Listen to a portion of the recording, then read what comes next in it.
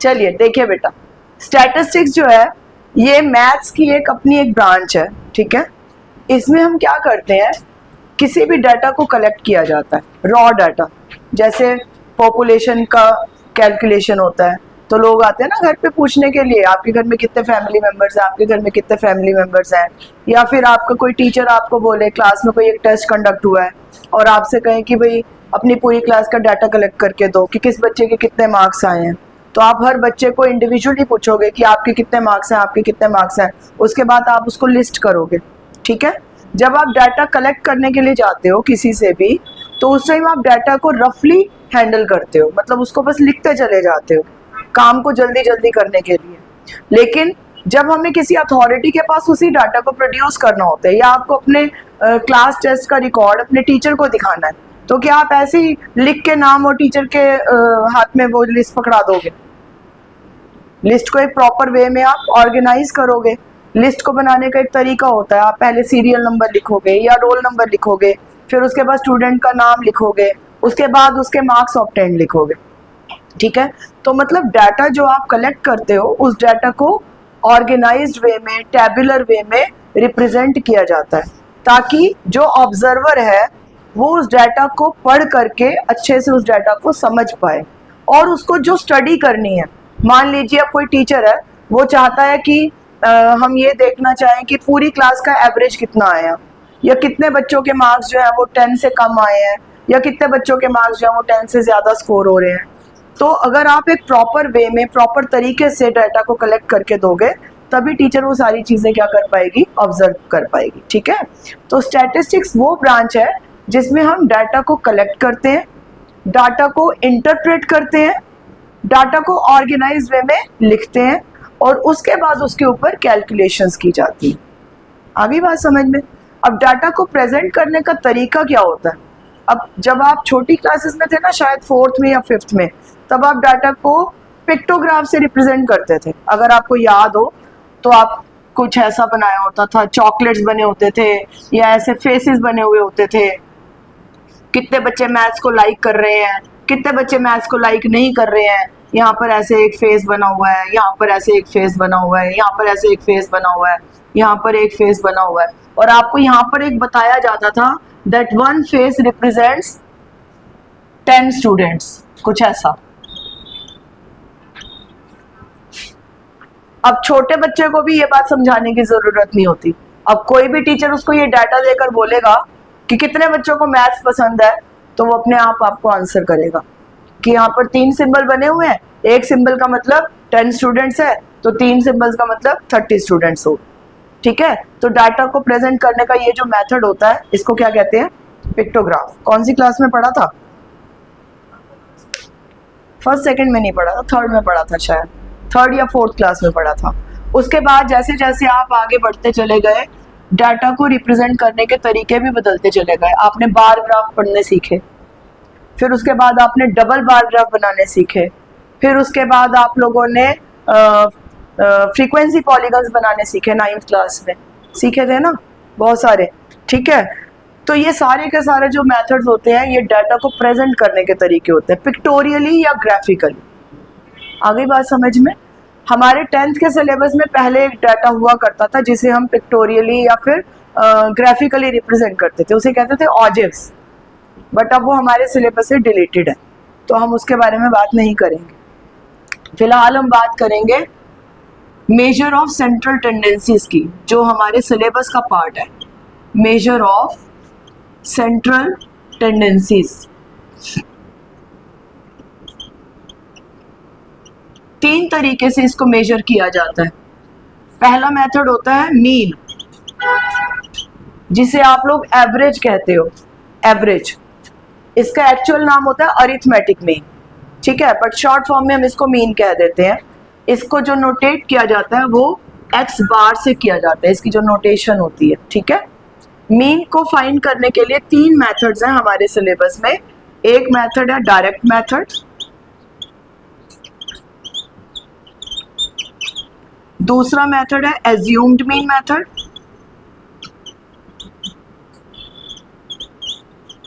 और तीसरा मेथड है इसका स्टेप डेविएशन मेथड।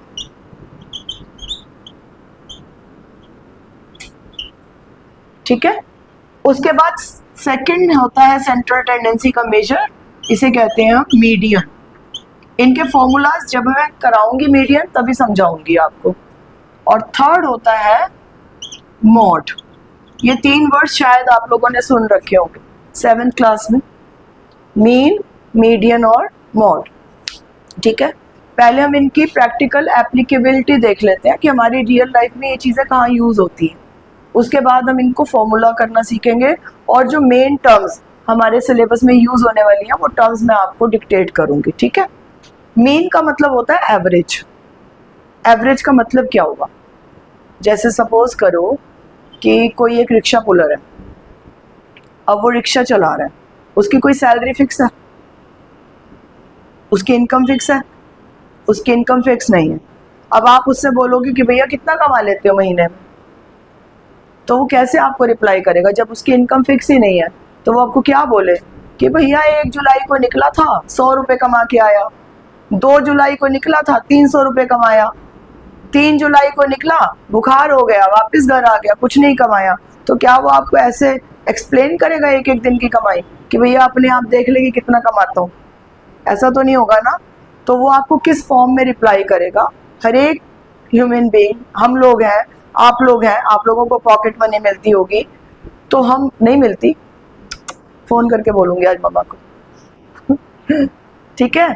अब हम जब अपने घर का हिसाब किताब लगाते हैं कि कितना खर्च होता है, तो हमेशा हर मंथ में सेम खर्चा नहीं होता, कभी ज्यादा हो रहा है कभी कम हो रहा है। तो अगर हमसे कोई पूछे या हमें जब अपना अकाउंट क्लियर करना है कि हम ऑन एन एवरेज कितना खर्च करते हैं एक साल में, या आप इसी रिक्शा पुलर की बात करें तो वो आपको जवाब देगा ऑन एन एवरेज मैं एक महीने में 10,000 रुपीज अर्न कर लेता हूँ।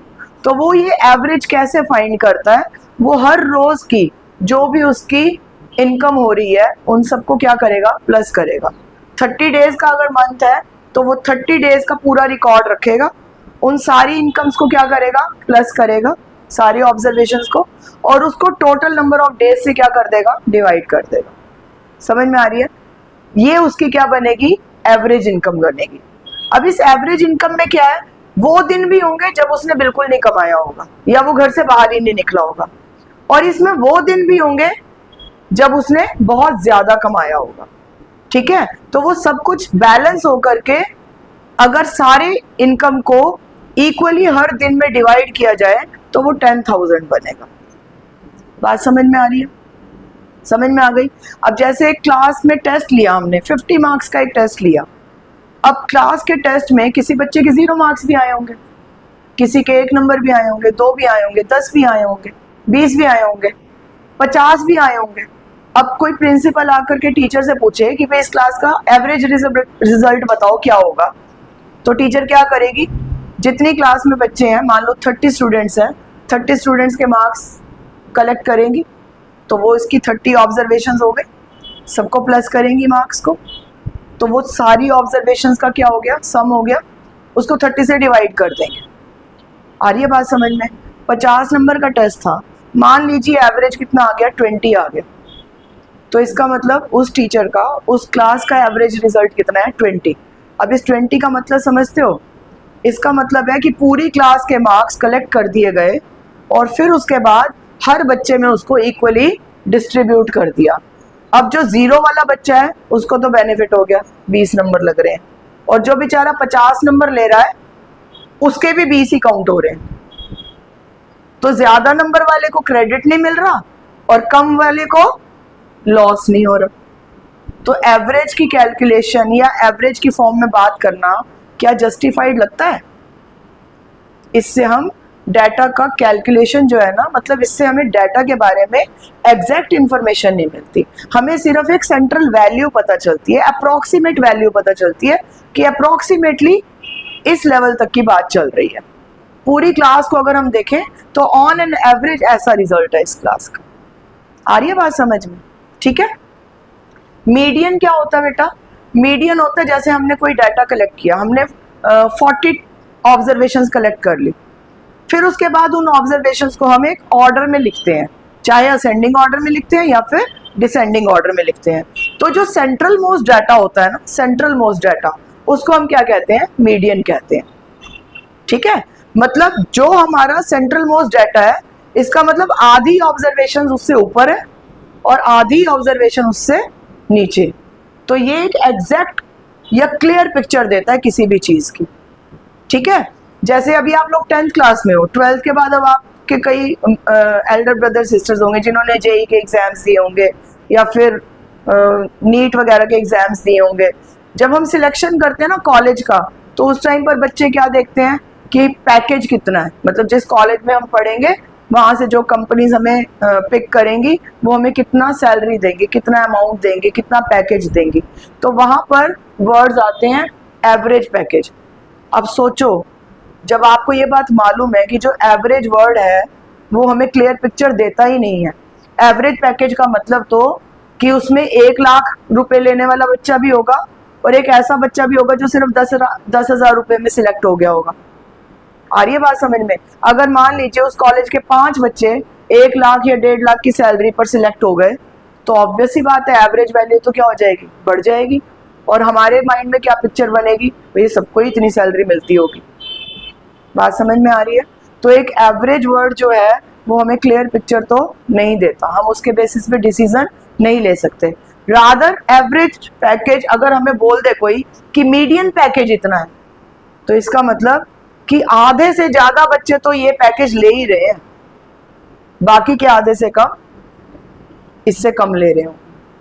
बात समझ में आ गया? नेक्स्ट है मॉड।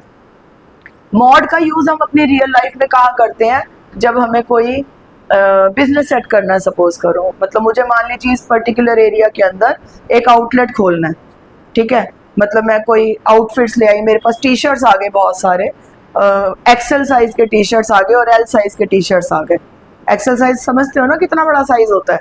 ठीक है, तो अब मैं सोच रही हूँ इतनी सारी टी शर्ट्स का क्या करूँ, चल यार यहाँ पे दुकान खोल के बैठ जाती हूँ। तो मैं एक दुकान खोली और यहाँ पर आकर के बैठ गई। मैंने कोई सर्वे नहीं किया उससे पहले।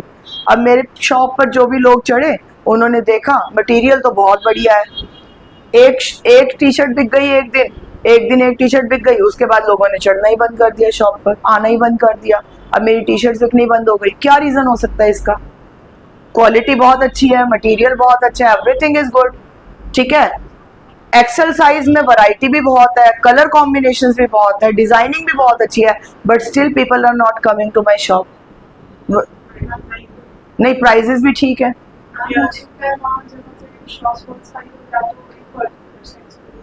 एक पर्टिकुलर साइज की वजह से इश्यू हो सकता है।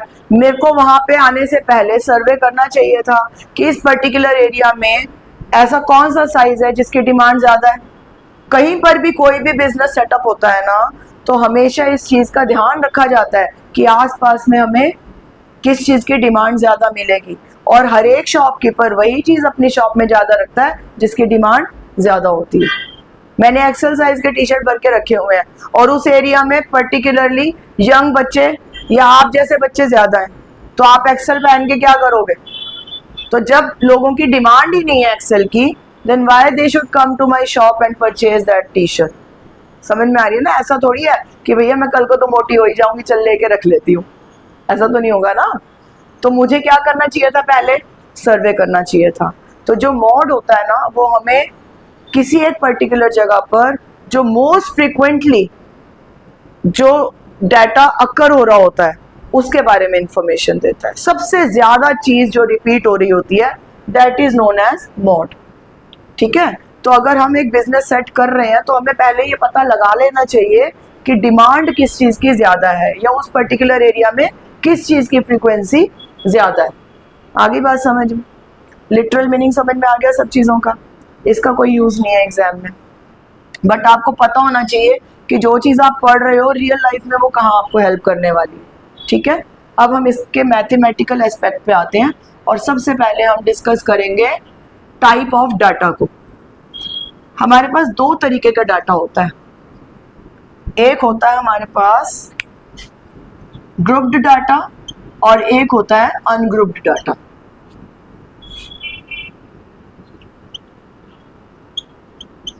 ग्रुप्ड डाटा और अनग्रुप्ड डाटा।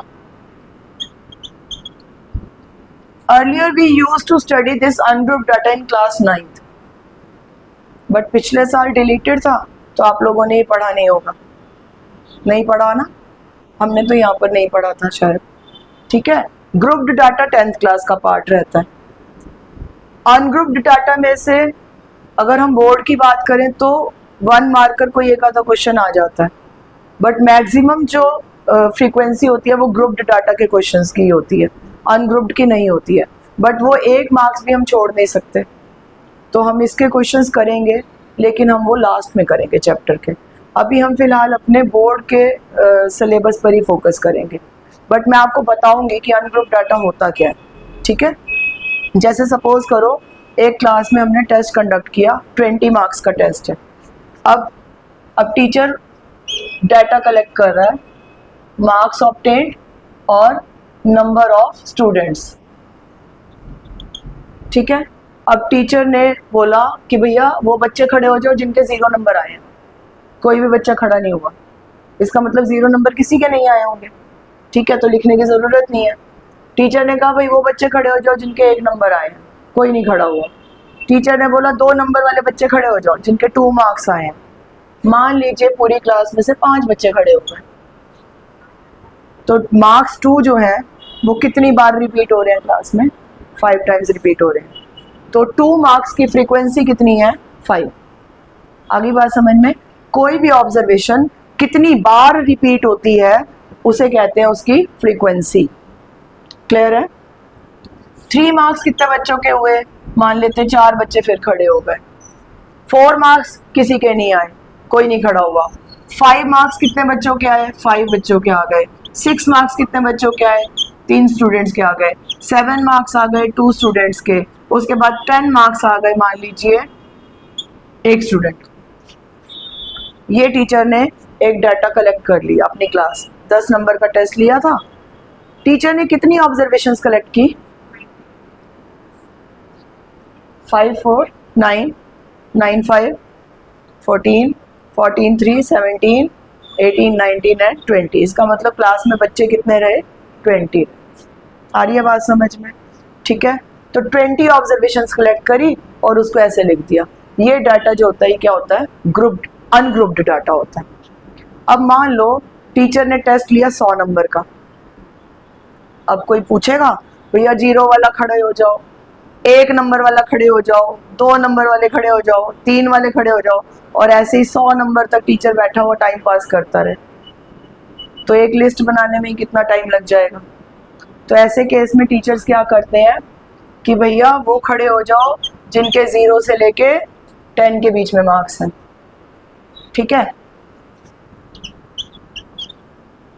मान लेते हैं 3 बच्चे खड़े हो गए, तो इसका मतलब ये 3 वो बच्चे हैं जिनके मार्क्स या तो 0 आए होंगे या 0 से ज्यादा और 10 से कम, एग्जैक्टली 10 नहीं। फिर टीचर बोल रही है कि वो बच्चे खड़े हो जाओ जिनके मार्क्स 10 से लेकर 20 के बीच में आए हैं, तो 10 मार्क्स वाले बच्चे यहाँ खड़े होंगे। समझ में आ रही है? तो इस टाइप से जब डाटा कलेक्ट किया जाता है तो इसको क्या बोलते हैं? Grouped data. मतलब डाटा को क्या कर दिया हमने? ग्रुप कर दिया। तो जब डाटा बहुत ज्यादा लंबा चौड़ा होता है, ज्यादा ऑब्जर्वेशंस कलेक्ट करनी होती हैं, तो उस टाइम पर हम डाटा को कैसे कर लेते हैं? ग्रुप डाटा की फॉर्म में पढ़ते हैं। वहां पे ऐसे अनग्रुप डाटा वर्कआउट नहीं करता। ठीक है, ये ज्यादा टाइम कंज्यूमिंग हो जाता है और इसको ऑर्गेनाइज करना भी ज्यादा मुश्किल हो जाता है। आगे बात समझ में? तो ग्रुप्ड डाटा में हमारे पास कुछ टर्म्स आती हैं। अब आप उन टर्म्स को नोट करना शुरू करोगे।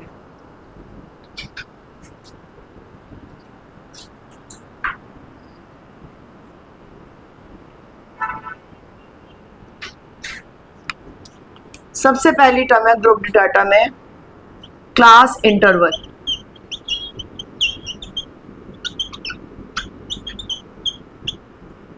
क्लास इंटरवल,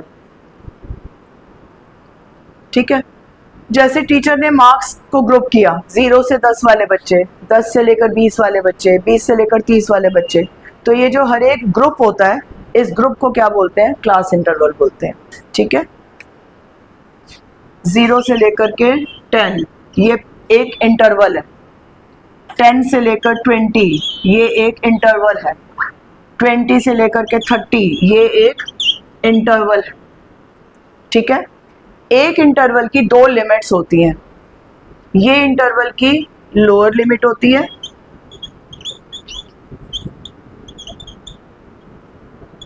और इसे इंटरवल की अपर लिमिट कहते हैं।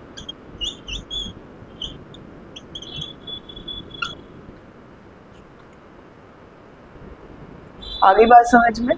ठीक है, तो हर एक इंटरवल की दो लिमिट्स रहेंगी, एक लोअर लिमिट और एक अपर लिमिट। ठीक है, नेक्स्ट है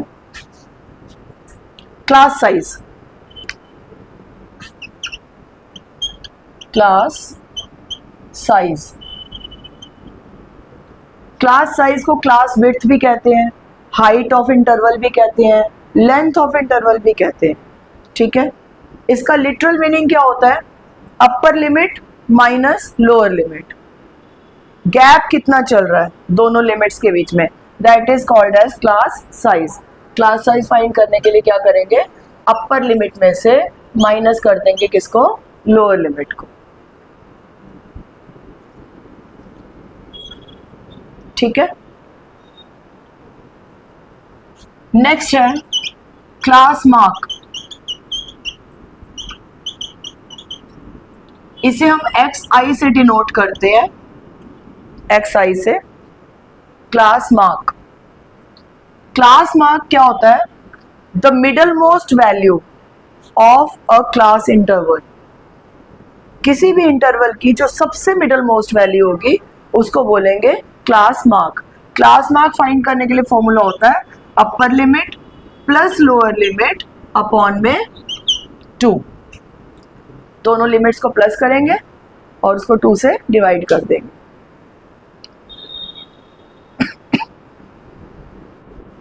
आ गया समझ में यहाँ तक? ठीक है, फ्रीक्वेंसी क्या होती है? लिख लो, the number of times, frequency heading डाल ले आगे, frequency, the number of times an observation repeats itself. कोई भी एक पर्टिकुलर ऑब्जर्वेशन जितनी बार रिपीट होती है उसे उसकी फ्रीक्वेंसी कहते हैं। जब हम टेबल बनाएंगे तो हम फ्रीक्वेंसी को डिनोट करेंगे किससे? FI से।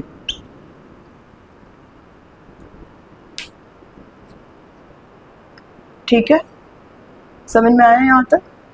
अब उसके बाद है इंटरवल के टाइप्स। दो तरीके के इंटरवल्स के टाइप पढ़ने हैं हमने। पहला हम पढ़ेंगे रेगुलर डाटा। रेगुलर इंटरवल्स क्या होते हैं? लिखो, रेगुलर इंटरवल्स या रेगुलर डाटा, कुछ भी लिख लो।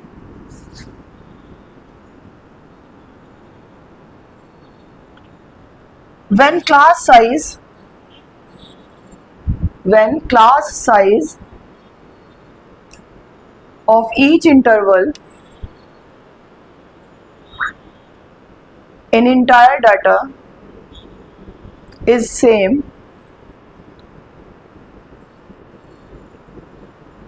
it is called as regular data.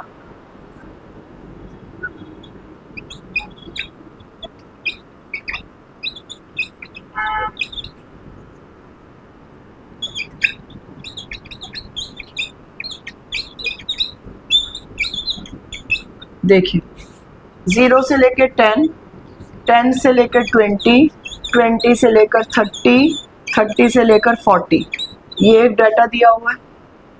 Class size 10, class size 10, class size 10, class size 10, class size सबका सेम है, तो इस डाटा को हम क्या कहेंगे? Regular data. कई बार डाटा ऐसा दिया होता है 0 से लेकर 10, 10 से लेकर 15, 15 से लेकर 20, 20 से लेकर के 22, 22 से लेकर 25, समथिंग लाइक दैट। समझ में आ गई? तो यहाँ पर इंटरवल की जो लेंथ है, क्लास साइज जो है वो डिफरेंट है। तो क्लास साइज अगर डिफरेंट होता है तो उस डाटा को क्या बोलते हैं? Irregular data. ठीक है, इर्रेगुलर डाटा को हम कभी भी रेगुलर डाटा में कन्वर्ट नहीं कर सकते। डाटा जैसा दिया होगा उसको वैसा ही प्रोसीड करना पड़ेगा। क्लियर है? लास्ट ईयर आपने दोनों तरीके के डाटास पढ़े थे, जब आप लोगों ने पॉलीगन्स बनाए थे, सॉरी वो हिस्टोग्राम्स बनाए थे, तो आपने इरेगुलर डाटा को कन्वर्ट करना सीखा था ना, टेबल में सीखा था, जिसमें वो विड्थ बढ़ जाती है, ग्राफिकल मेथड 9th क्लास में किया था आपने इरेगुलर डाटा के लिए, ठीक है। अभी तो यहाँ पर कोई आपका पिक्टोरियल रिप्रेजेंटेशन है नहीं, तो इसीलिए उसकी टेंशन लेने की ज़रूरत नहीं है, बट आपको पता होना चाहिए कि इरेगुलर डाटा होता क्या, ठीक। नेक्स्ट टाइप का डाटा है कॉन्टिन्यूस एंड डिसकॉन्टिन्यूस डाटा,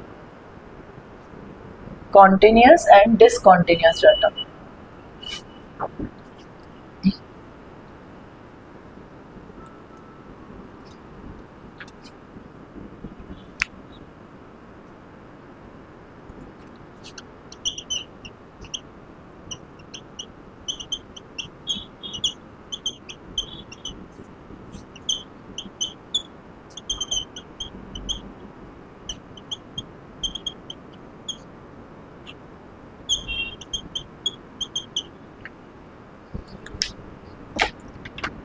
अब एक टीचर ने क्लास में डाटा कलेक्ट किया मार्क्स का, उसने 0 से लेके 9 मार्क्स तक के सारे बच्चों को खड़ा कर दिया। मान लो 5 बच्चे खड़े हैं, फिर उसने 10 से लेकर के 19 मार्क्स तक सभी बच्चों को खड़ा कर दिया। मान लीजिए 4 बच्चे फिर खड़े हो गए। 20 से लेकर के 29 तक के मार्क्स वाले स्टूडेंट्स ले लिए उसने, मान लो फिर से 5 स्टूडेंट्स आ गए। 30 से लेकर के 39 मार्क्स तक के स्टूडेंट्स ले लिए उसने, तो मान लीजिए उसके पास 6 स्टूडेंट्स आ गए, तो टोटल 20 ऑब्जर्वेशंस कलेक्ट हो गई। इस डाटा में क्या हो रहा है, 9 पर डाटा खत्म हो रहा है, इसकी अपर लिमिट 9 है और इसकी लोअर लिमिट कितनी है, 10, तो डाटा ब्रेक हो रहा है। समझ में आ रही, जिस नंबर पे डाटा खत्म हो रहा है पहले वाला, उसी वाले नंबर से डाटा स्टार्ट नहीं हो रहा, तो ये ब्रेक जो आ जाता है, ऐसे डाटा को क्या बोलते हैं, डिसकॉन्टिन्यूस डाटा, ठीक है। अब कॉन्टिन्यूस डाटा में क्या है, 0 से लेकर के 10 मार्क्स तक के स्टूडेंट्स, मान लेते हैं 5 बच्चे हैं। 10 से लेकर के 20 तक के स्टूडेंट्स 4 हैं। 20 से लेकर के 30 तक स्टूडेंट्स मान लीजिए 5 हैं। 30 से लेकर के 40 तक के स्टूडेंट्स मान लीजिए 6 कुछ। तो ये डाटा क्या है, कॉन्टिन्यूस डाटा, ठीक है, क्लियर। एक बच्चे के 10 नंबर आए हैं, 10 नंबर, तो क्या वो इस वाले ग्रुप में पार्टिसिपेट करेगा, कहाँ पार्टिसिपेट करेगा, 10 to 20। जब डाटा कॉन्टिन्यूस चल रहा होता है तो उसकी लोअर लिमिट इंक्लूडेड होती है, बट उसकी अपर लिमिट इंक्लूडेड नहीं होती। आगे बात समझ में।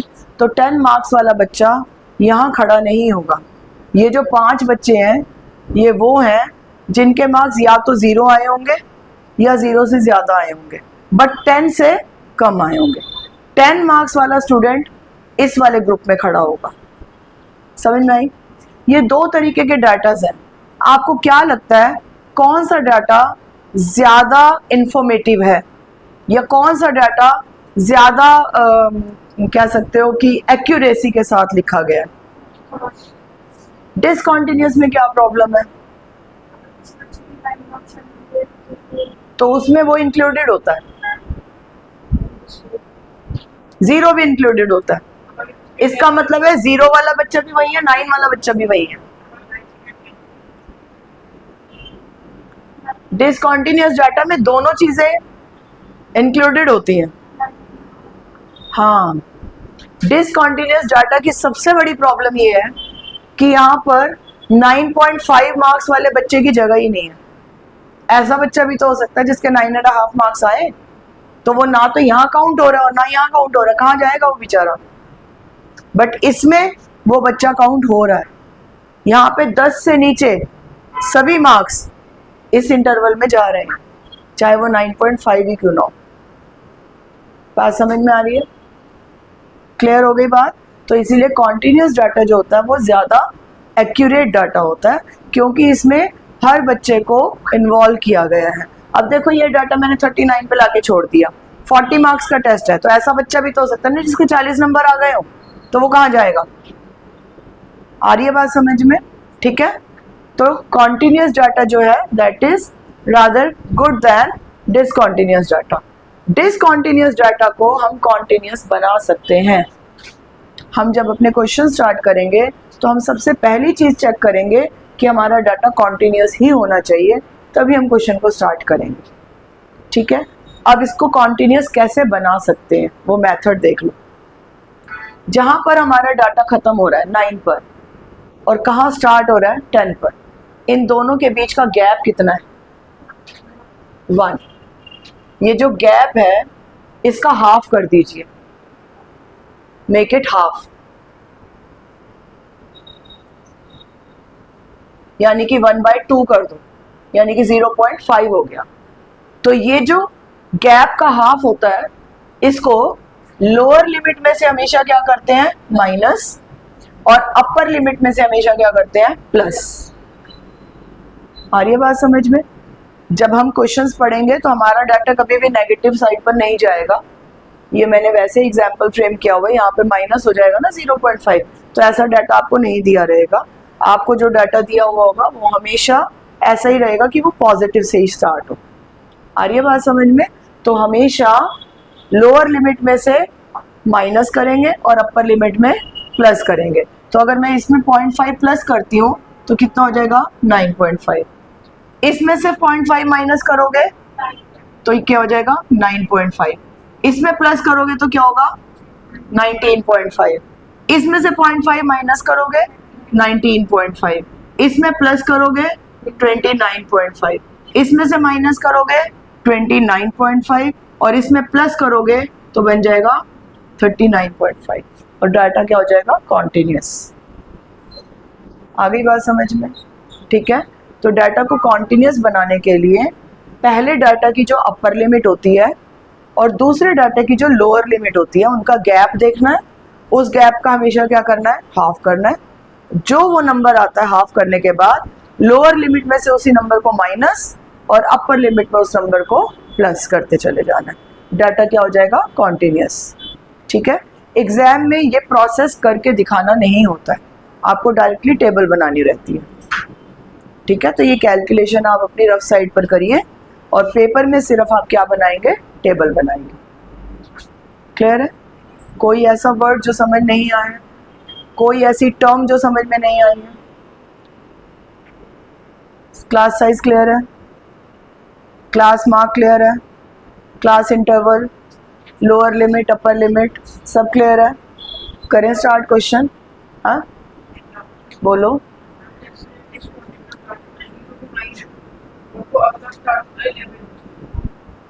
ठीक है, मतलब 2-2 का गैप है। तो अगर गैप 2 का है तो फिर उसका हाफ कर दो, 2 का हाफ कर दो 1। तो लोअर लिमिट में से 1 माइनस और अपर लिमिट में 1 प्लस। करके दिखाओ क्या क्या हो रहा है? किसी के 10.5 नंबर आ रहे हैं, तो जब आपका डाटा बन जाएगा तो अगला फिर इंटरवल 10.5 ही तो बनेगा। जब आप 12 में से माइनस करोगे या 11 में से माइनस करोगे तो वही डाटा ही बनेगा जो आप सोच रहे हो। करके दिखाना है तो बताओ, मैं करके दिखा देती हूँ। आ गया समझ में? चलिए आज हम करेंगे मीन का कैलकुलेशन बाय डायरेक्ट मेथड। बस एक डायरेक्ट मेथड सिखाऊंगी आज। हमारी जो फर्स्ट एक्सरसाइज है उसमें हमारे पास 9 क्वेश्चंस हैं।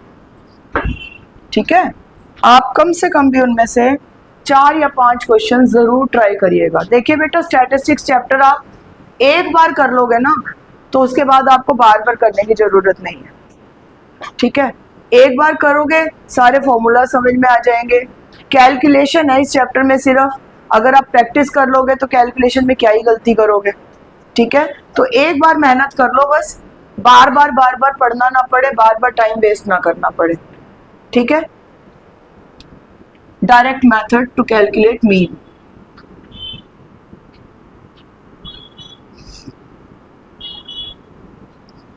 फॉर्मूला होता है sigma FI/XI upon sigma FI। ये सिंबल है समेशन का, मतलब जब बहुत सारे टर्म्स को ऐड करना होता है तब हम ये सिंबल यूज करते हैं। मैं आपको बताती हूँ सिंबल का मतलब क्या होता है, अभी बताती हूँ, पहले क्वेश्चन स्टार्ट करने से पहले। इसे हम पढ़ते हैं सिग्मा, ठीक है, समेशन भी पढ़ लेते हैं बट ज्यादा कॉमनली सिग्मा बोलते हैं इसको। Sigma F I X I upon में सिग्मा एफ आई, ये फॉर्मूला है, ठीक है। फॉर्मूला कैसे अप्लाई करेंगे वो मैं आपको क्वेश्चन के थ्रू समझाती हूँ। अभी पहले सिग्मा का मतलब समझ लो, कहाँ पर ये वर्ड यूज होता है, कहाँ पर ये सिंबल यूज करते हैं। जैसे सपोज करो मुझे 1 + 2 + 3 + 4 ऐसे करते करते मुझे 50 टर्म्स को प्लस करना, ठीक है। सीक्वेंस में चल रही है टर्म्स और मुझे इनको सबको क्या करना है, प्लस करना है। और मुझे एक ही क्वेश्चन में ये सारी की सारी टर्म्स को कम से कम भी 10 बार लिखना है। तो मैं बार बार इतना लिखूं तो उससे बेटर हम क्या करते हैं, प्लस के लिए सिग्मा वर्ड यूज करते हैं, सिग्मा का सिंबल यूज करते हैं। इनको मैं लिख देती हूँ n, where n is the natural number, n starts from 1 to 50। अब इस सिंबल का मतलब समझ लो, मैंने ये सिंबल बना दिया। इसका मतलब क्या है कि n की वैल्यू को 1 से लेकर 50 तक पुट करते जाना है। तो n की वैल्यू 1 पुट करी 1 आएगा, n की वैल्यू 2 पुट करी 2 आएगा, n की वैल्यू 3 पुट करी 3 आएगा, n की वैल्यू 4 पुट करी 4 आएगा। और समेशन का मतलब क्या होता है, इनके बीच में कौन से साइन लगेंगे, प्लस के साइन लगेंगे। प्लस प्लस प्लस प्लस करते करते करते करते कहाँ तक लिखना है, 50 तक। तो ये ना लिख करके हम इसी चीज को सिंबॉलिक फॉर्म में लिख देते हैं। आ रही है बात समझ में, समझ में आ गई बात।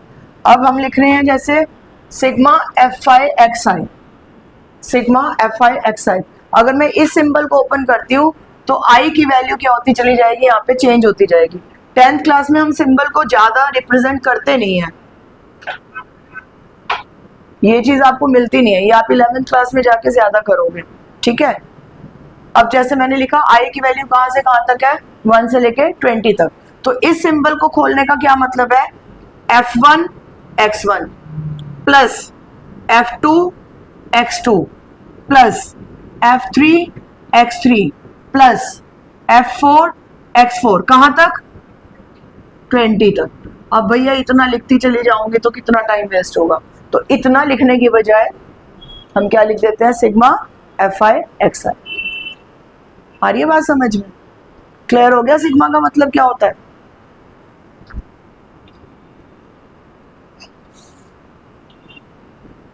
चलो जी क्वेश्चंस देखो। अब मैं अब्रप्टली कोई डाटा बना रही हूँ, आप अपने अकॉर्डिंग करेंगे बुक में से क्वेश्चंस नोट करके, ठीक है।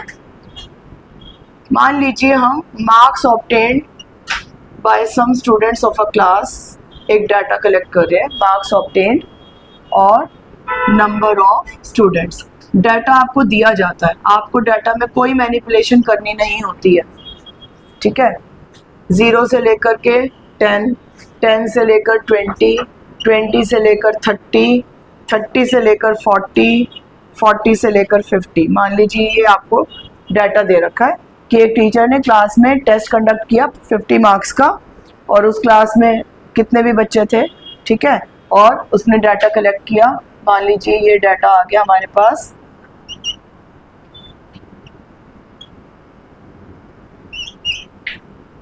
ये डाटा कलेक्ट किया। तो टोटल कितनी ऑब्जर्वेशंस कलेक्ट की टीचर ने,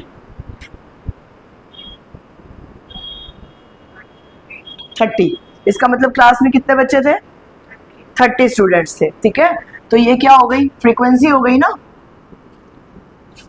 इन मार्क्स की रिपीटेशन है, 7 बच्चों के इतने मार्क्स आए हैं, समझ में आ रही है। इस ग्रुप में कितने बच्चे हैं, 7 स्टूडेंट्स हैं जो इस ग्रुप में रिपीट हो रहे हैं बार बार, तो ये हो गई frequency.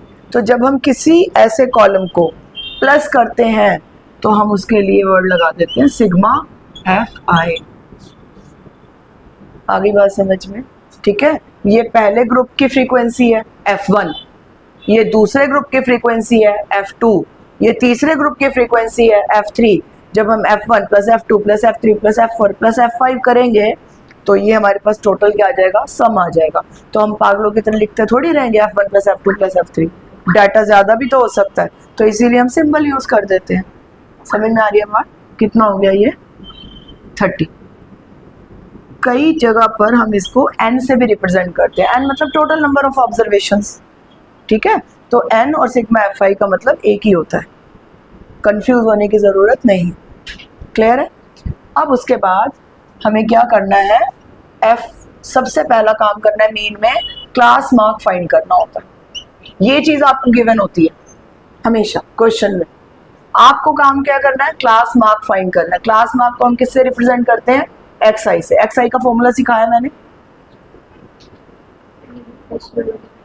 Upper limit plus lower limit upon 2, middle most value of any interval. तो इसकी मिडल मोस्ट वैल्यू कितनी हो गई, 5। इसकी मिडल मोस्ट वैल्यू कितनी हो गई, 15। लाइन ड्रॉ कर दूं, 25, 35, 45। ठीक है। जब ये डाटा रेगुलर होता है, रेगुलर मतलब क्लास साइज जब सेम होता है, तो इसकी जितनी हाइट होती है ना इंटरवल की, उतना ही गैप पे ये चलते हैं नंबर्स। फर्स्ट नंबर फाइंड किया 5, अब यहाँ गैप कितने कितने का है, 10 का, तो ये भी 10 से ही इंक्रीज होगा। तो कैलकुलेशन आपकी क्या हो जाती है, कम हो जाती है, मिनिमाइज हो जाती है, अगर आप क्वेश्चंस को लॉजिकली सोचना शुरू करो। बट ये किस केस में है, रेगुलर के केस में। अगर डाटा इरेगुलर है तो ये कॉन्सेप्ट वर्कआउट नहीं करता है। समझ में आया। उसके बाद हमें कैलकुलेट करना है fi xi। fi का प्रोडक्ट किससे, xi के साथ। ये हमारा f1, ये हमारा x1। तो पहली ऑब्जर्वेशन को मल्टीप्लाई करेंगे, कितना आएगा, 35। ये हो गया f1 x1। इसी तरीके से f2 x2 कितना हो गया, 45। f3 x3 कितना हो गया, 125। f4 x4 कितना हो गया, 245। f5 x5 कितना हो गया है, 360 कैसे हो गया 360। आगे बात समझ में। अब हमारा फॉर्मूला क्या होता है मीन का, mean is equal to sigma fi xi upon sigma fi। जिस चीज के आगे सिग्मा लगा हुआ है, समझो वो पूरा का पूरा कॉलम आपको क्या करना है, एज इट इज ऐड करना है। तो अब fi xi के आगे लगा है सिग्मा, तो इसका मतलब ये पूरा कॉलम क्या करोगे, प्लस करोगे। इस पूरे कॉलम को प्लस करके देखो कितना आंसर आ रहा है, कर लो भैया प्लस। गलत प्लस करोगे तो वीडियो में आपकी वजह से जाएगा गलत। 800 अपॉन 30, 0 से 0 कैंसिल, 27। समझ में आ रहा है। तो इस क्लास का एवरेज रिजल्ट या एवरेज मार्क्स क्या रहा, 27। यानी कि पूरी क्लास के बच्चों के मार्क्स कलेक्ट किए, कितने आए, 810। सभी के मार्क्स जोड़ दिए तो कितना बना, 810। क्लास में बच्चे कितने थे, 30। तो मतलब 810 नंबर को 30 बच्चों में इक्वल डिस्ट्रीब्यूट कर दिया, तो हर बच्चे के मार्क्स कितने हैं, 27। आ रही है बात समझ में। तो एवरेज रिजल्ट इस क्लास का कितना हुआ, 27। मीन रिजल्ट इस क्लास का कितना हुआ, 27। आ रही है बात समझ। तो क्वेश्चन कैसे आएगा, that the teacher collected the observations of 30 students of a class out of 50 marks of a class test and the data collected was written as follows. Calculate the mean marks of the students. ठीक है, तो ऐसे ही answer मत छोड़ देना। Hence mean marks is equal to 27 लिख के ही answer छोड़ना। क्लियर है। ठीक है, बच्चों को ये मेथड तो बहुत इजी लगता है, लेकिन पेपर में 90% बच्चे गलत करके आते हैं कैलकुलेशंस। एक भी कैलकुलेशन गलत हो गई तो इसका मतलब पूरा सम गलत आएगा। सम गलत आएगा तो आप जो मर्जी डिवाइड करते रहो, आंसर तो गलत ही आएगा। जब आंसर गलत होगा तो मार्क्स तो कटेंगे ही कटेंगे। तो मेथड के मार्क्स मिलते हैं और कैलकुलेशन के मार्क्स कैंसिल हो जाते हैं, कट जाते हैं। तो डिपेंड करता है ना आपकी कैलकुलेशन में कितनी मार्क्स कितनी गलती है। कई बच्चे बहुत केयरलेसली सिर्फ एक ही ऑब्जर्वेशन का गलत कर देंगे, एक मल्टीप्लिकेशन गलत, बट आंसर तो गलत ही हो जाएगा। जब आंसर गलत होगा तो उसके मार्क्स तो डिडक्ट होंगे ही होंगे। ठीक है, क्योंकि ये हमने तो एक सिंपल सा एग्जांपल फ्रेम किया, छोटे छोटे नंबर्स हैं। अब जब बड़े नंबर्स आएंगे तो उनको मल्टीप्लाई करने में टाइम ज़्यादा लगता है, फिर उनको ऐड करने में टाइम लगता है, फिर डिवाइड करने में भी उतना ही टाइम लगता है। तो ये मेथड बहुत टाइम कंज्यूमिंग है, इसीलिए हम इस मेथड को कम यूज़ करके एज्यूम्ड मीन मेथड को ज़्यादा यूज़ करते हैं, ठीक है। बट हमें प्रैक्टिस तो करनी है इसकी भी, तो आप इसकी प्रैक्टिस करेंगे। आपकी एक्सरसाइज में से कोई भी क्वेश्चंस पिक करिए, कम से कम 4 क्वेश्चंस या 5 क्वेश्चंस, और उसको डायरेक्ट मेथड से सॉल्व कर दीजिए। जहां डाटा रेगुलर नहीं है वहां पर तो आपको करना ही है डायरेक्ट मेथड यूज। आपकी बुक में दिया हुआ है एक क्वेश्चन ऐसा जिसमें डाटा रेगुलर नहीं है। कितने मार्क्स का मतलब? ऐसे इस क्वेश्चन की कैसे वेटेज हो सकती है बेटे? आइडिया मतलब ये क्वेश्चन आता ही नहीं है, इतना सिंपल क्वेश्चन कैसे आएगा? और आएगा तो आपको क्या लगता है कितने मार्क्स का आना चाहिए? अच्छा, तो 5 का ही आएगा बेटे, तू खुश रहा बस। ठीक है, तो प्रैक्टिस करके ले आना है इसकी। और आपको एक मैंने असाइनमेंट शीट दी थी पिछली बार क्वाड्रेटिक की, उसको सॉल्व